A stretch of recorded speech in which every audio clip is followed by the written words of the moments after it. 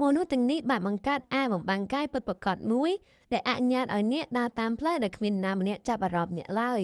អ្នកប្រហែលជាធ្លាប់ឃើញវីដេអូទាំងនោះដែលមាននរណាម្នាក់ពាក់អាវហើយបាត់ខ្លួនភ្លាមៗពីកាមេរ៉ាមនុស្សភាគច្រើនគិតថាវាគ្រាន់តែជាការកាត់តប៉ុន្តែអាវបំបាំងកាយពិតជាមានមែនវាអាចឲ្យអ្នកលាក់ខ្លួនបានទាំងងាយស្រួលហើយថែមទាំងអាចទៅកន្លែងដែលអ្នកមិនគួរទៅបានទៀតផងក្រុមហ៊ុនបង្កើតអាជីវកម្មថ្មីមួយរបស់អង់គ្លេសបានណែនាំឧបករណ៍បដិវត្តន៍មួយដែលធ្វើឲ្យនរណាក៏ដោយអាចមកបាំងកាយបានវាត្រូវបានគេហៅថាខែលបំបាំងកាយដំបូងឡើយវាមើលទៅដូចជាបន្ទះផ្លាស្ទិកធម្មតាប៉ុន្តែពេលដែលមាននរណាម្នាក់លាក់ខ្លួននៅពីខាងក្រោយវាពួកគេនឹងបាត់ខ្លួនខណៈដែលផ្ទៃខាងក្រោយនៅដដែលហើយអ្វីដែលគួរព្យាបាលបំផុតនោះគឺវាមិនត្រូវការធម្មពលឬថ្មអ្វីឡើយដូច្នេះអ្នកអាចយកវាទៅគ្រប់ទីកន្លែងអ្នកអាចពាក់ជុំវិញខ្លួនបានដោយខ្លួនឯង